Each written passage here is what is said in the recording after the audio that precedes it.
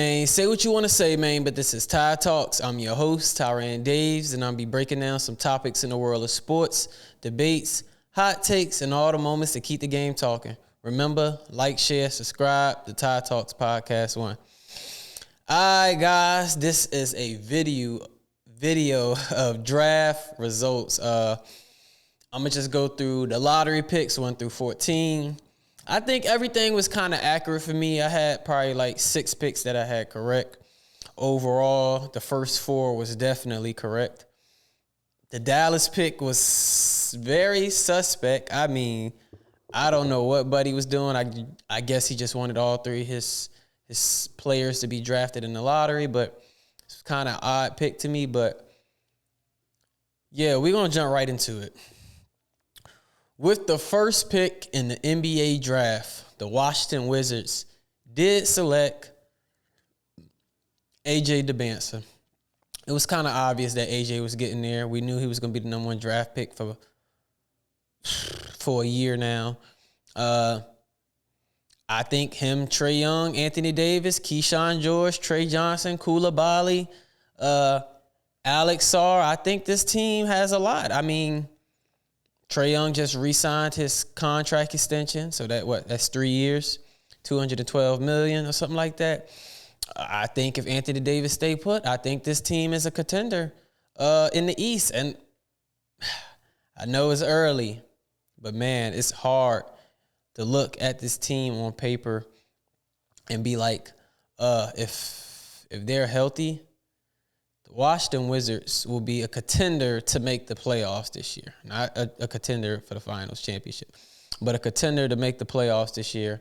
And I could see them as like a 4th through 6th seed. So great pick for the Washington Wizards. They got who they wanted.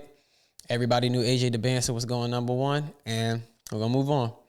With the number 2 pick, I told y'all Danny Ainge does this. Darren Peterson made it very, very clear that he did not want to go to the Utah Jazz. And you know what Danny Ainge said? Bunt when he talking about, I'm choosing the best player available. And that's what the Utah Jazz did. The Utah Jazz select, with the number 2 overall pick, Darren Peterson. One of the best scorers, probably the best scorer in this draft. Very NBA ready. Can get his shot off, can drive to the hole. I mean, Darren Peterson got the best offense in this game for sure. Bag-wise, mid-range, he got it all. Darren Peterson is going to be a great fit in Utah next to Laurie, Keontae George, Jaren Jackson, hopefully Walker Kessler re-signed, and then Ace Bailey. So, yeah, I think the Utah Jazz are going in a great direction. With the number 3 pick, somebody else I said was going to go there. If AJ and Darren Peterson gone, Cameron Boozer was the obvious choice. So, with the number 3 pick, the Memphis Grizzlies did select Cameron Boozer. So, Cameron Boozer, as you can see, he's like 6'10", 200-something pounds. Can shoot the 3. People be saying he can't shoot the 3. He can stretch out there and shoot the 3. I think Cameron Boozer was the best winner in this draft. He won a lot in his youth years. I think he won USA too. So, yeah, man, this was an obvious pick. If them 2 were gone, Cameron Boozer was going to the Memphis Grizzlies. So, with the number 4 pick, this is another guy that we all knew would end up where he ended up, and that was Caleb Wilson. Caleb Wilson was drafted by the Chicago Bulls. This is a great step in their direction. They can finally move forward.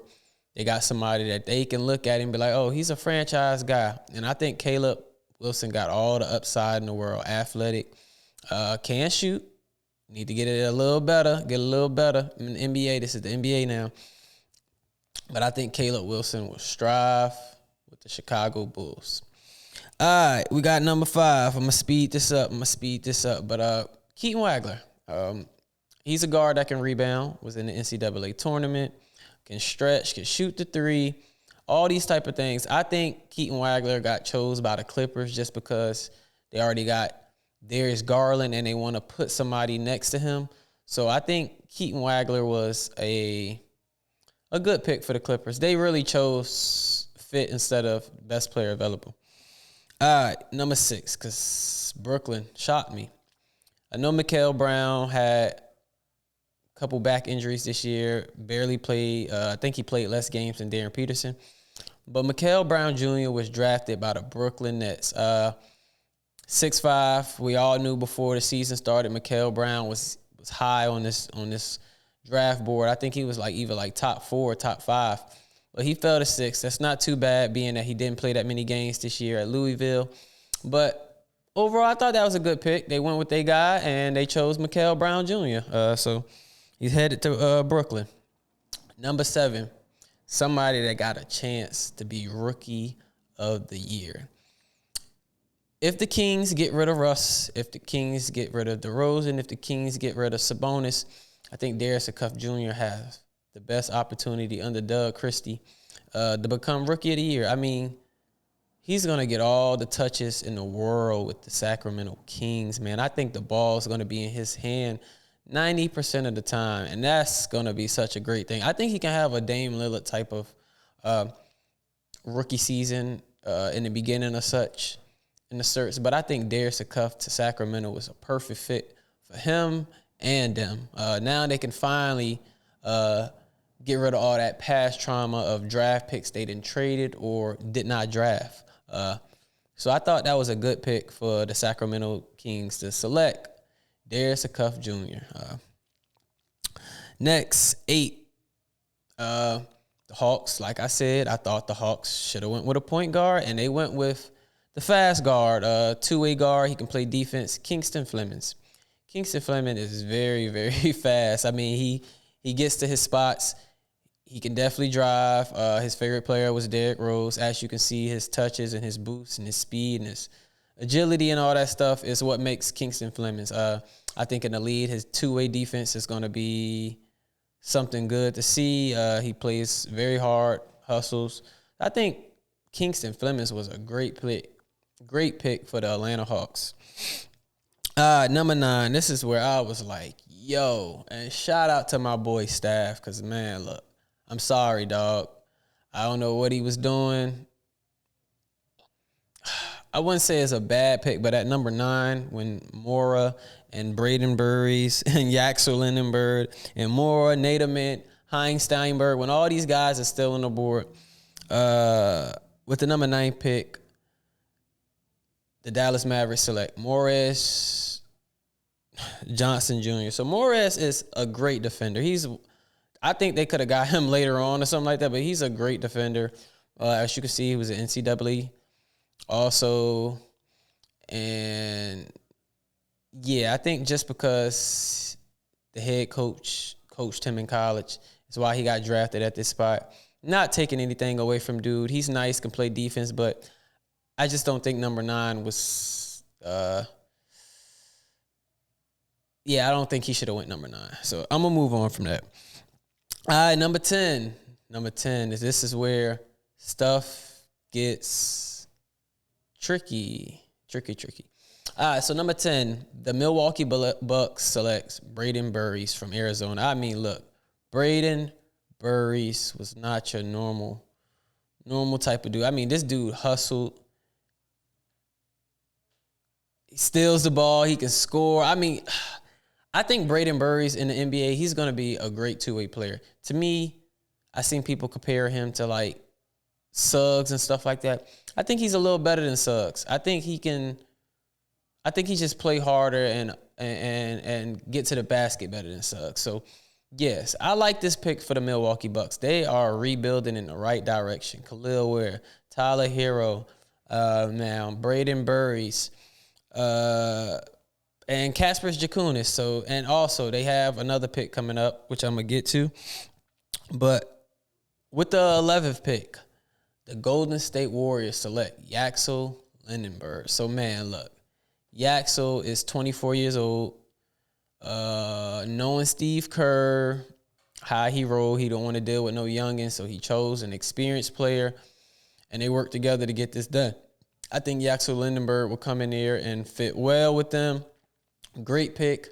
I think it was a perfect pick for Golden State. They're not trying to rebuild in the sorts, but still try to contend in a sense, at least get to the playoffs. So I think Yaxel Lindenberg, being a veteran type of player, was a great draft pick for them. So hopefully it work out for y'all. We'll see. He's a great player, and we'll see.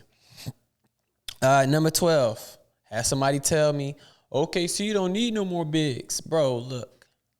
You got Wemby out there in the West, destroying y'all in the Western Conference Finals, and your 7-foot center named Chet Holmgren didn't show up.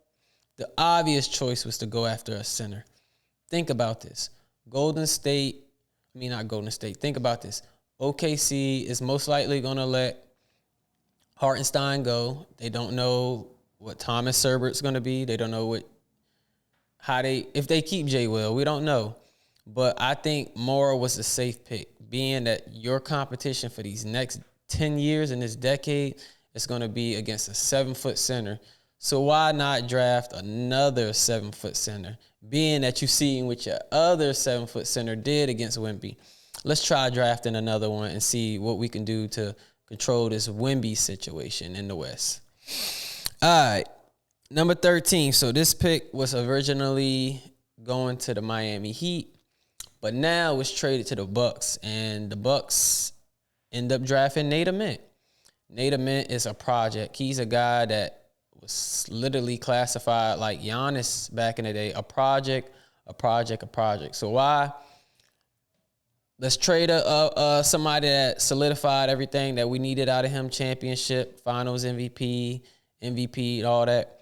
And let's work on more projects. So they got tonight in this draft Braden Burries and Nate Ament. I think these are great pieces to have for the Milwaukee Bucks.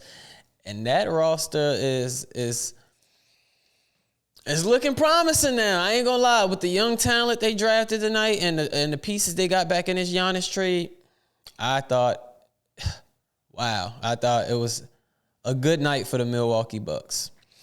All right, next. Last lottery pick. I'm gonna go over. Home team, Charlotte Hornets. I like Hannes Yackenberg, or however it is, Hannes Steinberg. The 14th pick, Oklahoma City Thunder select. With the 14th pick, the Charlotte Hornets select Heinz Steinberg. He's a center from Germany.